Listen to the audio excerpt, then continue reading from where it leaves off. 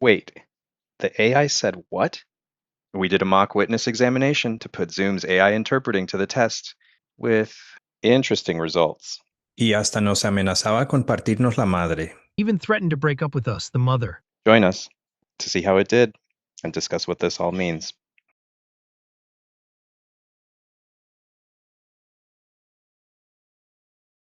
Hello, I'm Ernest Niño-Murcia, and I'm a court and conference interpreter.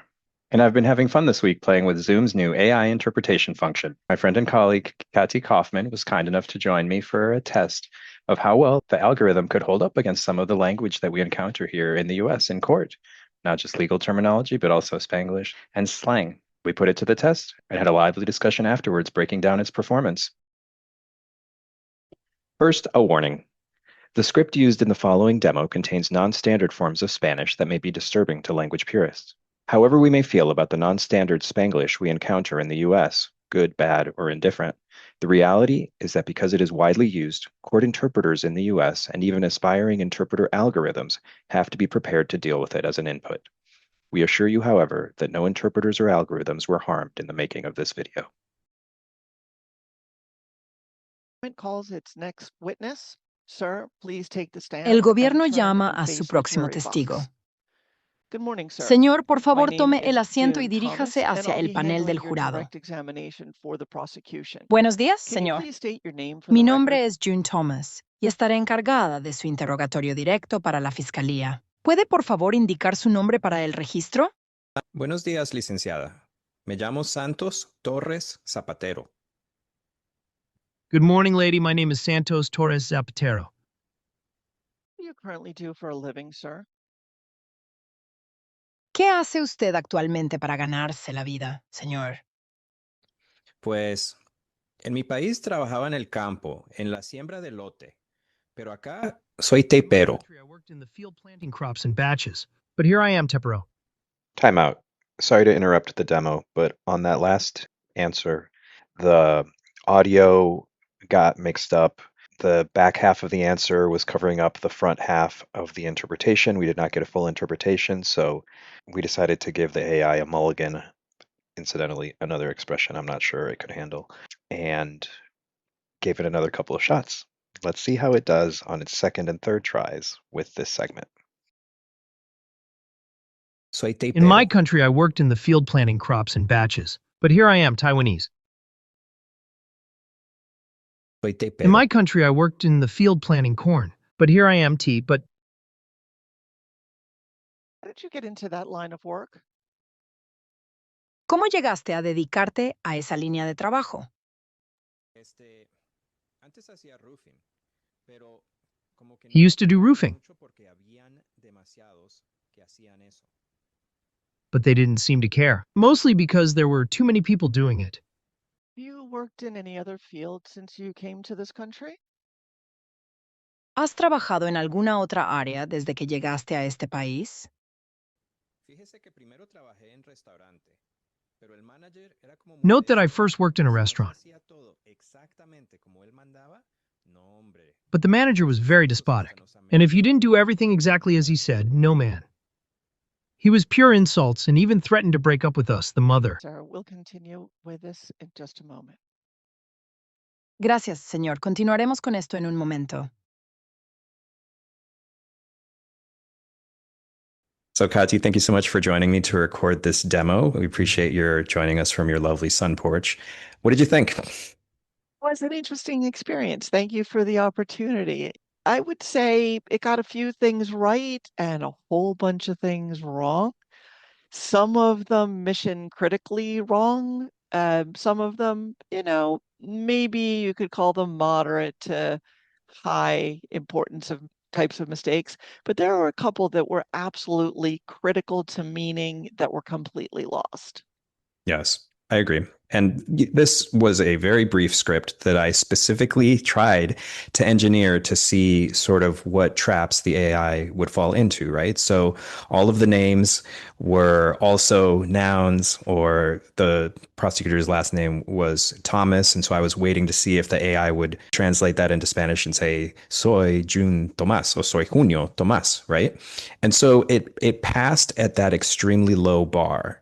But we saw in other instances it completely fell apart. I would like to look at it line by line here on the script, and then we can come back at the end and reflect because I think there's an important conversation to be had both among our colleagues and also with the larger sort of ecosystem of clients and organizations that use our services. And that is to just say, what is good enough? Where is the bar? And at what point do clients just throw their hands up and say, well, we accept that this is only going to ever interpret 90%? Right, but what is that threshold? And I mean, we can talk about it at the end, but it seems to me that anything that are critical errors should not make that threshold. When there's complete communication breakdown, when there's idiomatic breakdown, when there is terminological failure, and there is an inability to communicate the actual meaning, because as interpreters, that's what we do, right? We're responsible for taking units of meaning and conveying that meaning from one language into another.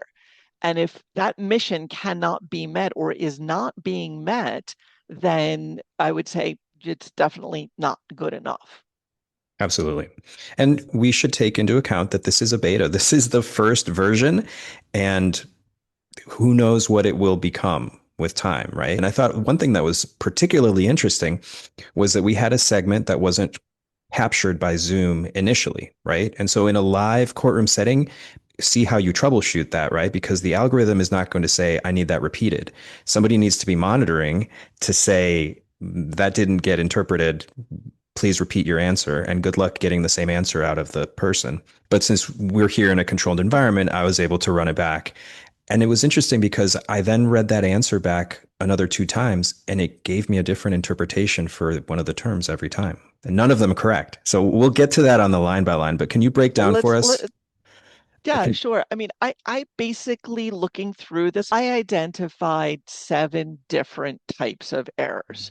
As I said, some that were critical, some that were high importance, some that I would say were medium high, some that are moderate, one that is relatively low. But let's take a look at them and we can sort of classify the mistakes as we go. we're looking at the script now, and you can break down the traps I tried to lay for the AI into courtroom terminology, so terms of art that have a specific meaning within a courtroom, and then also colloquial language. Some of it is Spanglish, some of it is just colloquial Spanish. And I would say, my opinion is it handled the courtroom terms much better than it did the colloquial language. And it is not by accident that I am including this. This is the Spanish that we get in the courtroom. For this to be able to be effectively deployed in a courtroom setting, it has to be able to handle this. And we had some complete Absolutely. Yeah. distortions of Some meaning. Yes, and the most severe distortions of meaning were precisely in that area, the more colloquial language. And as you suggest, this is the type of language that we see in courtrooms across the country every day. And it is not a viable solution if this is the way it's going to perform. Because No, you cannot say to somebody with a very basic elementary level education, we need you to really try your best to speak as coherently. People come in, we don't control our inputs. no, we do not. People come from different levels of education. They come from different countries, especially obviously those of us that work in Spanish. There are 20 some odd different varieties or dialects of Spanish. Each country, each location has its own terminology. And sure, the machine can certainly learn all of that, but it would then also have to be able to identify the dialect because one word may mean something. Let's take the good old wawa, right? Which in Chile, of course, is a baby, and in other countries is a bus. So it would also need to know what the dialect is of the person who's speaking to be able to identify the proper terminology. Now, sometimes those things catch us off guard, but we can tell from accent. I doubt the machine is able to do that, at least in my current understanding of how this works behind the scenes. Absolutely. So this is the script broken down line by line. The legal terminology is sort of front loaded. That was in your first question. And so take the stand, tome el asiento is awkward. It is unnatural. Is it going to get the person where you want them to go in space? Probably. It's grammatically incorrect, but it still respects the meaning. It's intelligible. Right. Jury box, that one it got right. Again, it's intelligible. I'd say the same thing for direct examination, prosecution. Read for the record, not the word of choice that we would use in court, but certainly again intelligible. So minor mistakes, sort of register related error on that one terminology, but certainly again meaning is effectively being communicated. And it's interesting that we can sort of define success by where you sort of put the bar, as it were, right? If the bar is basic communication, it does okay. If the bar is this grammatical? Does this sound natural? That's a higher bar, and I think that's where we get in trouble as a profession if clients start to settle for basic communication. But there is a degree of error beneath that, which is this is so incoherent. There is no communication happening. There's grave distortion, and we see that farther down on the script. Indeed, we do. And so it worked through the name. So credit to Zoom for that. I was expecting it to say, my name is Saints Towers Shoemaker, but it did not interpret the name Santos Torres Zapatero, nor did it mess up your name. I Let's get am a down. lady. And if we were in Canada, that might work. Milady, if referring to the judge, but not to the prosecutor. Yes, So looking licenciada. specifically here at licenciada, which is Exactly. So again, that is let's go with false friend, even though it really isn't. That's just a downright error in terminology. That's and terminological failure. and when we did this sort of as a dry run, it did render that as graduate. It did. It And did the so first time through. again, we're seeing that it's not entirely consistent. So it's going to be a little bit of a crapshoot what you're going to get. And so moving on, and so now we're largely just looking at colloquial Spanish because that was the specific focus of this script. I wanted to see how it handled the level of Spanish that we often encounter in court. And this is where, first of all, it malfunctioned. The very first time, it didn't work. It didn't capture the first half of this. And that's the problem again with an algorithm, is that an algorithm is not going to say, I didn't catch that. Can you repeat that for me? You're just going to get half of what was said. And so the very first rendition of this, which would be, well, and it didn't include the filler or the hedge either. Well, in my country, I worked in agriculture. Literally, I worked in the countryside or I worked in the field, Worked but in the that's too fields. literal.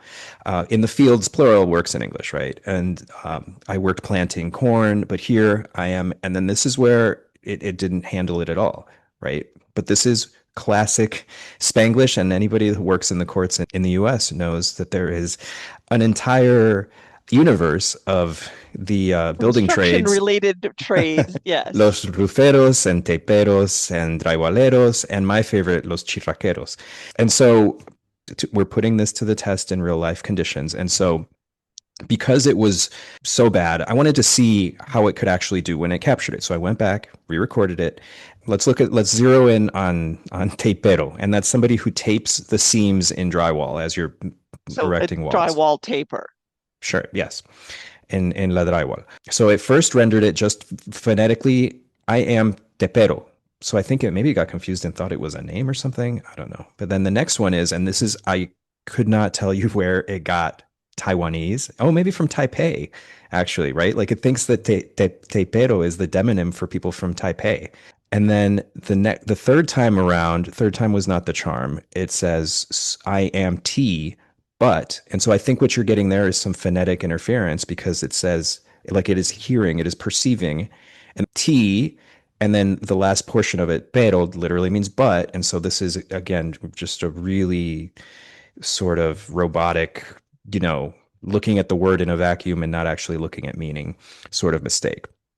Sure. And And this is one so, of the, this is what clearly would fall into my 7 categories. This is critical, right? This is an idiomatic breakdown and it is critical error, unintelligible. I think we've made that pretty clear by now.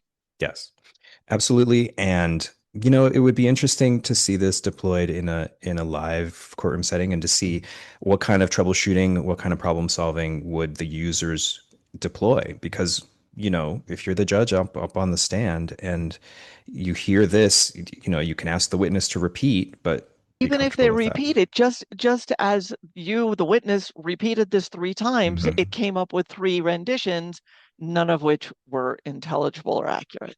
Not even And repeating it, one but was, even explaining it but what, or right, but one is sure, but one was a complete distortion, which was intelligible, which is a little more dangerous, which is, but here I'm Taiwanese. Someone who is an English, monolingual English speaker could believe that the person is Taiwanese and that somehow that will be relevant in the testimony down the road and just let it go, right? yeah. And so moving on, it actually did okay with the Spanglish that we threw at it that was pretty clean sort of correspondence phonetically. So I did roofing, hacía roofing. I did roofing. So credit to Zoom there. Mhm. And then there's a colloquial use. This is a common thing in Mexican Spanish that we hear here, which is no me ocupaban mucho. And it didn't get it at all. So this is a error where major meaning distortion. It's both semantic and it's also terminological and it's idiomatic, all of those things. And clearly, yes, Yeah. a very serious error. And on the next segment, I threw in manager, which is just an English loan word that's often used in Spanish, and it handled it fine. And now the bottom is where we're getting into some really serious distortions and levels, right? And so I included nombre, which is sort of an all-purpose exclamation intensifier. And it rendered it literally, which seriously distorts the meaning. And then partirnos la madre was again rendered just very robotically, word, Critical, word, word for word. word literalism. So Yeah, literalism, but in ways that again make there be no meaning. It is not communicating effectively anything, right? Because you can have literalism, the thing where it says, for example, was very despotic, or pure insults. That's literal but intelligible. But then, as you were saying, break up with us, the mother, right. beat that bleep out of, you know, the there's a real distinction to be made there in terms of critical communications breakdown. I also want to go back to the question of how did you get into that line of work? If you notice in the other answers, the witness is being treated as usted, Oh but suddenly yes. in that one, there's a register shift to the Oh, it did. form. What jumped out to me when I listened to it was that I was hearing the tuteo, but you are right that, for example, in the very first question, what do you currently do for a living, sir? He is being treated as usted, As usted, as he should be, right? And so right? there's a register sort of Yeah. politeness issue there. And it's a register shift. You're from Yeah, it within the Spanish, and certainly I would expect from the way the prosecutor is treating the individual with respect. That was another one of my issues. And another one is this where it says, fíjese que primero, note that I first, I mean, that's a discourse or a pragmatic rendition issue. It's again, it's not serious, but it's stilted. It's unnatural. It's not yeah, what someone would say if they were speaking English. It's not likely that a human interpreter, good human interpreter, would give that particular rendition. right. Because fíjese is So, or the thing is, I like the thing the thing is, is, but it's very idiomatic. And so you have to have a good understanding of sort of what it is, how it's used, and how to render it in the target language. It is more than words. You cannot just look at the words, as has been our sort of refrain. overall, overarching, that would not be an acceptable level of performance for a U.S. court. But I think our important role is to advocate for setting the bar high and not settling for basic Good enough. communication, but we accept that there's going to be 20% of complete distortion and alteration. I mean, years ago, not too many years ago, but a few years ago during the pandemic, I did a webinar and it was sort of on the future of the profession. And I envisioned that interpreters would be doing quality control, that we'd be sitting there listening to all of this. And when one of these huge mistakes happens, we hit a buzzer, stop, right? Everybody That's goes screeching halt. And everyone says, thank you, Madam Interpreter. You've saved the day again. And we can put on our hero capes. Now, I really like doing my job, and I hope I don't have to do that. It sounds extraordinarily dull rather than actually the intellectual challenge of doing the job. But I think that it is incredibly important to be sure that, or if courts decide to go down this path now or in the future, there has to be human oversight. Someone has to be looking at this, someone has to be listening to this, someone has to have that stop button to be able to say, this is a critical error. This is a huge mistake. This person does drywall taping. They're not Taiwanese. Very true. I mean, I think we can both emphatically agree that this is absolutely not ready to be rolled out yet, but it is an interesting starting point, and it's good to have this as the baseline to see where it is in a year or in 2 years. And so, I mean, I think there's a value in sort of trying to stop its deployment before it's ready. There will always be use cases. I mean, this might actually already have an acceptable use case, right?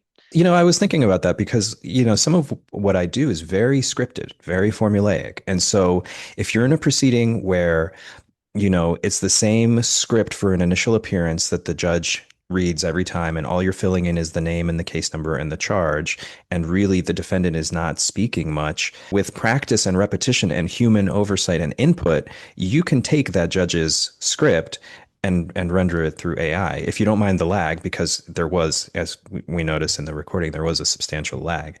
The one thing that I can't figure out and that sort of irks me is why the Spanish speaker has a foreign accent, a non-native. Okay, I can forgive them as a Chilean for them not using a Chilean because we all know we talk funny and we're generally unintelligible. But come on, we can't have a native anything or a sort of native neutral. Why are we having a gringo or gringo sounding Let's, uh, yeah, let's hope that that's just the a voice? let's hope Let's that hope it's a that's glitch. just a Let's version hope. 1.0 sort of issue, and that'll be fixed over time. It's good to get it out there and let people start playing with it. And I would rather have it now and be able to play with it than wait 6 months until we're able to modify it to what dialect of Spanish you want the AI voice. So I have to run, unfortunately. Do you have any parting thoughts? I think it's an interesting option. It's an interesting tool. There are a bunch of other companies out there that have been playing with this kind of thing for some time. I think the accessibility of Zoom really brings it down to a level where sort of everyday users of these platforms would now have access to a tool like this. It does require, let's just say, tweaking. I agree with you. It is not ready for prime time, but certainly agreed. The way things are moving and 6 months, 8 months, a year, 2 years, 3 years, certainly five, six, goodness gracious. But it does always require, I'm going to stress this, it's so important that there always be an actual human in the room to be able to hit that stop button if necessary and say, drywall, not Taiwanese. Thank you so much, Katty, for being willing to act as my prosecutor and sharing your excellent thoughts on this. And so let's keep playing with this. Let's keep the discussion going. And thank you again. Thank you. It was a pleasure. Thanks for the invitation.